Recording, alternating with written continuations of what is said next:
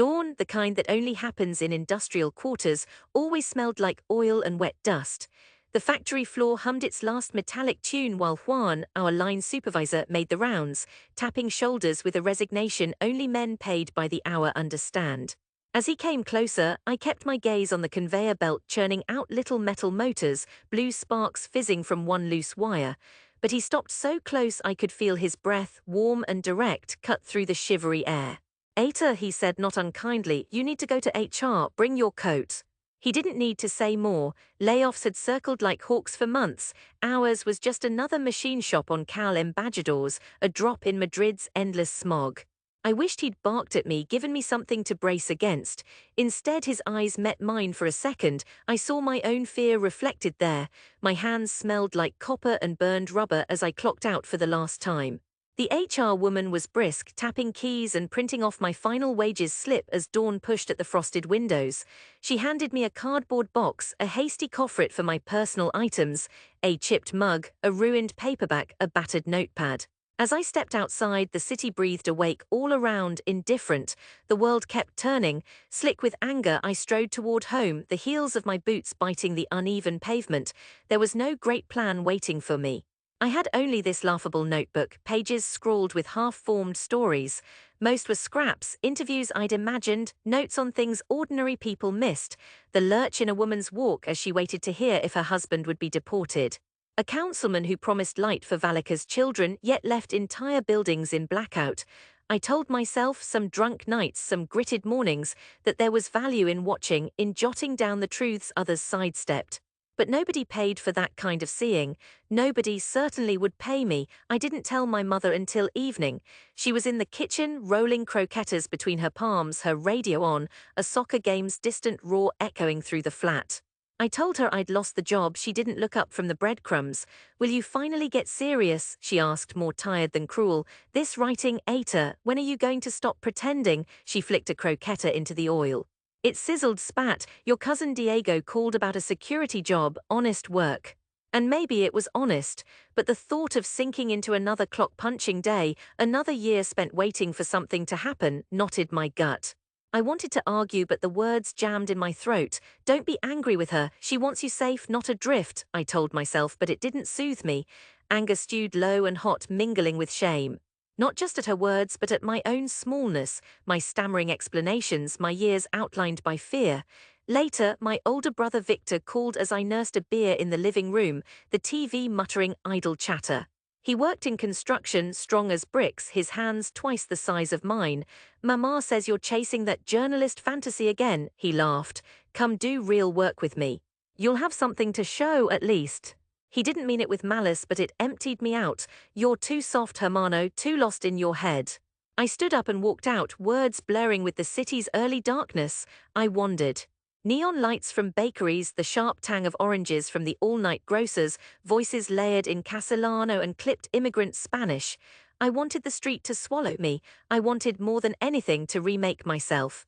The next morning I forced myself awake, though my head pounded. I opened the notepad. The neighborhood Lavapiés was alive with stories. Syrian boys hawking SIM cards, a grandmother selling bootleg lottery tickets. I started with what I knew. I wrote about men who rode motorbikes at 4 a.m. delivering food for apps that paid them pennies. I wrote about evictions in Malasaña, about the looming, empty towers where once families lived. That week, I brought my mother an envelope of clippings from neighborhood bulletins, stories I'd forced editors to take, paid in coins and stale coffee. She smiled the strained smile of women who want to believe but can't risk hope. "It's nice, Aita," she said, "but you cannot live on nice." She set down the envelope, hands trembling as if it were a fragile thing. When I told friends, they mocked me gently. Some rebuked me more sharply. "Everyone's a writer now," said Ivan, a childhood friend, "but rent stays due." Over time, I wore their skepticism like a wet coat. At night, as the city wound down, I typed until my eyes blurred. The more I pressed into the city's cracks, the more anger and resolve pooled in me. I was enraged at their doubts and at my own. Pity from loved ones, condescension from editors, even the sidelong glances of neighbors who thought I'd gone soft in the head, all of it a smolder in my chest. A year later, my mother finally laid down her verdict on a steely Sunday morning over burnt coffee. "Enough of this," she said. "Victor has put your name forward at his site." I left the table without finishing my breakfast. I walked Madrid's old roads, past stone churches and walls scribbled with graffiti, past lovers laughing beneath orange lamplight. I stopped at the Manzaneras, watching the river slither beneath bridges dark as bruises. I wasn't angry anymore, not exactly. It was a quieter feeling now, steadier, serenity maybe if I were honest with myself, like the city and I understood each other's wounds. That week I pitched bigger. I sent emails to editors, El País, El Mundo blogs with names clever and tired, most ignored me, a few replied with thanks but not for us. One, Marta from a no-budget digital rag, liked my voice.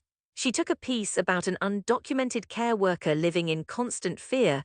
It wasn't well paid, but it wasn't nothing. Bit by bit, I carved out a life at the margins. I took freelance work, stayed up late, threatened bills with hope. Some nights I had to force dinner down, but my notebook grew fat with stories. A few, Marta said, were real journalism. She pushed me to cover the city's underbelly.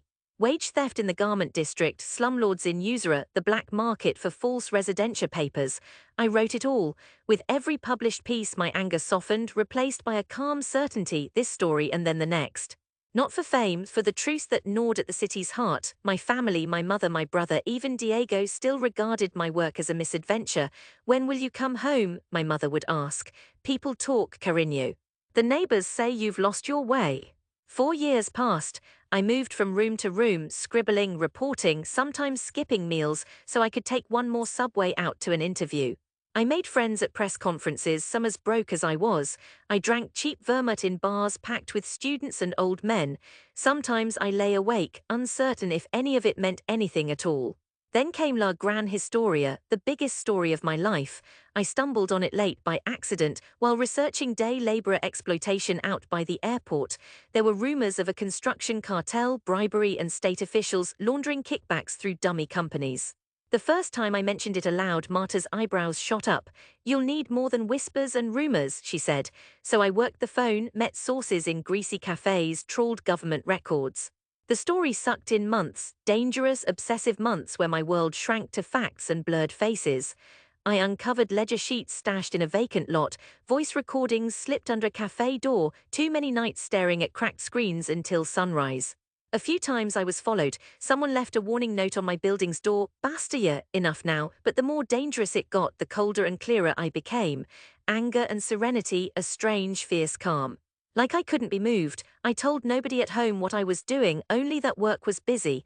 The story broke in late spring, a 3-part exposé running front page, not just for the digital rag but syndicated to national papers.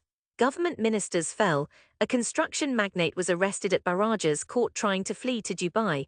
The city pulsed with the aftermath. For weeks, my old phone rang off the hook, calls from radio and television, newsrooms I'd never dreamed would know my name.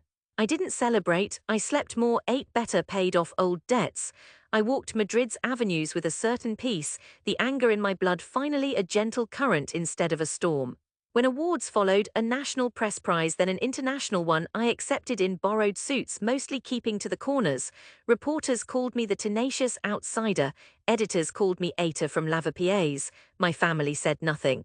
One night Marta invited me to a gala, a champagne-fueled fundraiser with every major media figure in attendance. I nearly said no but relented, thinking maybe it was time to be seen. Bring someone, she urged. So I called my mother. She'd never been to such an event, her voice cracked. Why would they want me there? I have nothing fancy.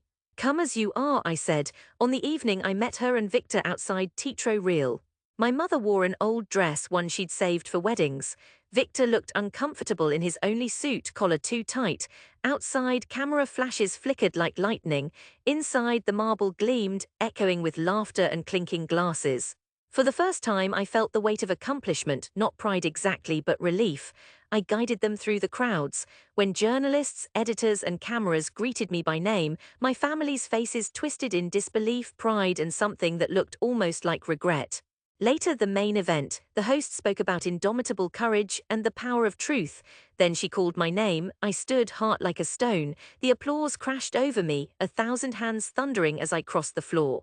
As I reached the stage, a giant screen flickered to life behind me. There, in high definition, was the headline, El Hijo de Lavapiés saca a la luz la trama corrupta de la década. My mother's eyes shone, her son's name on every lip, her son's story read aloud in a gilded hall. I barely heard the citation. I took the award, a heavy brass plaque cool in my hands, and scanned the audience. My mother, mouth covered with trembling hands. Victor, awkward pride swelling in his chest. The neighbors who'd mocked, the cousins who'd smirked, the men who once called me soft, on their faces now I saw astonishment and something else.